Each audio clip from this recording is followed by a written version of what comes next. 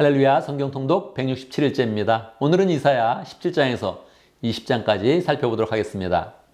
이사야 전체의 구조에서 13장에서 23장까지 열방에 대한 심판, 즉 이스라엘 주변의 여러 나라에 대한 그런 심판을 선포하고 있는 것입니다. 그러니까 오늘 내용에서도 우리는 이스라엘 그런 주변의 나라에 대해서 심판을 선포하는 하나님의 그런 그 말씀을 함께 살펴보도록 하겠습니다.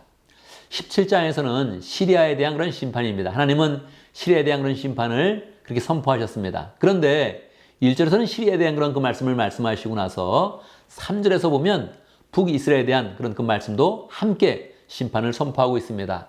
왜 그랬을까요? 이사야 6장에 보면 북이스라엘이 시리아와 연합해가지고 남쪽 유다를 칩니다. 이게 하나님 보시기에 좋지 않았던 것입니다. 북이스라엘이 이스라엘 민족인데 그들이 이방인과 연합해서 남유다를 친 것입니다. 하나님이 가슴이 매우 아프셨습니다. 그래서 이것을 상기하면서 시리아와 북이스라엘에 대한 그런 심판을 선포하시는 것입니다. 18장에 보면 개역개정은 구스, 세번역에는 이디오피아라고 나와 있습니다. 이디오피아에 대한 그런 심판의 그런 그 말씀을 선포하고 있습니다. 그런데 이사야에서 보면 심판의 말씀과 함께 항상 구원의 그런 그 말씀이 선포되고 있지 않습니까? 그래서 이디오피아에 대한 그런 심판을 계속 이렇게 선포하시다가 뒤에 보면 하나님의 구원을 함께 선포하고 있는 것입니다. 그래서 이디오피아 사람들이 다 하나님께 와서 예물을 드릴 것이다. 그렇게 이야기합니다. 특별하게 만군의 주님께 예물을 가지고 만군의 주님의 이름으로 일컫는 곳 시온으로 올 것이다. 그렇게 이야기합니다. 그러니까 하나님의 백성 이스라엘 백성을 중심으로 해서 함께 모여서 하나님을 경배하게 될 것이다. 그렇게 이야기하고 있는 것이죠. 이사야에서는 곳곳에서 이방인들이 하나님의 이름을 따르면서 하나님을 섬기는 그런 사람들로 변화될 것이다 하는 그런 그 말씀을 계속 우리에게 중간중간 함께 보여주고 있습니다. 19장은 이집트에 대한 그런 경고의 그런 그 말씀입니다. 하나님은 이집트 사람을 심판하십니다. 이집트는 이스라엘이 종살이 하던 곳이죠. 그리고 이스라엘 사람들이 가나안 땅에 들어온 후에도 여러 번 이스라엘을 쳐들어와서 공격을 했습니다. 그래서 하나님께서 이집트에 대해서는 특별한 그런 심판의 말씀을 하시면서 이집트 사람들이 결국은 유다를 무서워할 것이다. 그렇게 이야기를 합니다. 그때 하나님의 심판을 받는 그런 가운데 유다라는 그런 이름만 들어도 그들이 두려움을 가질 것이다. 그렇게 이야기합니다. 그러면서 8절에 보면 또다시 구원의 그런 그 말씀이 선포되고 있는 것입니다. 8절, 그날이 오면 이집트의 땅에 5 성읍에서는 사람들이 만군의 주님을 섬기기로 충성할 것이다. 이 땅에 있는 5 성읍 사람들이 하나님의 이름을 섬기겠다고 충성 맹세를 한다는 것입니다.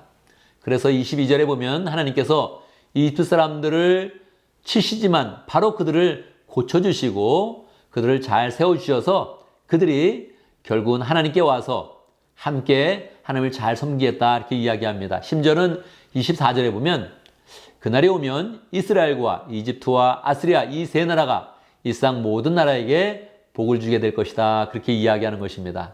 얼마나 놀라운 그런 이야기입니까? 이집트 사람들이 분명 이방 사람들인데 심지어는 아스리아와 함께 이 세 나라가 하나님을 함께 섬기는 그런 가운데 여러 그런 민족과 나라들에게 복이 되는 그런 일을 하겠다 하는 그런 그 이야기입니다. 이것은 구체적으로 성경에서 어떻게 될 것인지는 우리에게 잘 설명하고 있지는 않습니다. 분명한 것은 이스라엘을 중심으로 해서 이방인들이 변화를 받아서 이게 계속적으로 모든 그런 백성들이 하나님의 복음을 받고 변화받는 그런 상황들을 우리에게 가르쳐주고 있는 것입니다. 20장에 보면 하나님께서는 유다의 아수르가 침공했을 때 이사야에게 특별한 그런 명령을 하십니다. 이사야에게 네가 맨발로 다니고 옷을 벗고 다녀라 그렇게 이야기를 합니다. 얼마 동안 그렇게 이사야가 해야 할까요? 말씀을 보면 3년 동안 그렇게 한 것입니다. 하나님도 좀 이상하시지만 이런 이상한 그런 그 말씀에 대해서 이사야는 전적으로 하나님을 순종해서 그것을 다 그렇게 따랐죠. 이사야가 3년 동안 옷을 벗고 다니고 신발을 벗고 다닐 때 하나님께서는 이제 그게 어떤 뜻이 있는지를 명확히 알려주십니다. 그것은 아수리가 침공을 해가지고 이집트 사람을 포로로 잡아가는데 포로로 잡아갈 때 옷을 벗기고 신발을 벗겨서 끌고 가는 그런 그 모습을 유다 사람들이 보게 된 것입니다. 그런데 이때 유다 사람들은 굉장히 놀라게 되죠. 왜 그렇습니까?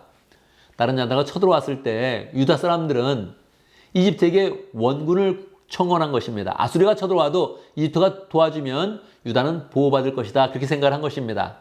그런데 그렇게 쳐들어온 그런 이유가 무엇입니까? 그들이 하나님을 배반하고 이방신을 섬기기 위해서 그렇게 한 것이기 때문에 이건 하나님의 심판이기 때문에 막을 수가 없는 것입니다. 이웃 나라에게 원군을 청하는 게 중요한 것이 아니라 그들이 회개하고 하나님께로 돌아온 것이 중요했는데 그들이 이집트를 의지하면서 원군을 청하니까 하나님께서 이집트가 얼마나 유약한지를 정확히 보여주신 것입니다. 이것도 우연이 아니라 이사야에게 먼저 예언을 주시고 이사야가 정말로 맨발과 옷을 벗은 채로 막 다니다가 왜 저렇게 하나 그랬을 때 하나님께서는 이집트 사람들이 그렇게 포로로 잡혀가면서 옷이 벗겨진 그런 상황들을 보여주고 있는 것입니다. 결국 어떻게 해야 되는 것입니까? 우리는 어떤 상황이 와도 하나님만을 의지하는 그런 사람이 되어야 하는 것입니다. 우리는 이사야의 말씀을 보면서 계속 심판과 구원의 그런 그 말씀을 함께 보고 있습니다. 우리가 죄악에 대해서 심판하시는 그런 하나님, 그 하나님을 기억하면서 죄를 버려야 하고 우리가 연약했을 때에도 다시 은혜를 주시면서 구원의 길을 내시는 그 하나님께 감사하면서 우리는 늘 구원의 길로 담대하게 나아가야겠습니다. 우리는 계속해서 하나님께서 열방을 심판하시는 그런 내용을 이어서 계속 살펴보도록 하겠습니다. 감사합니다.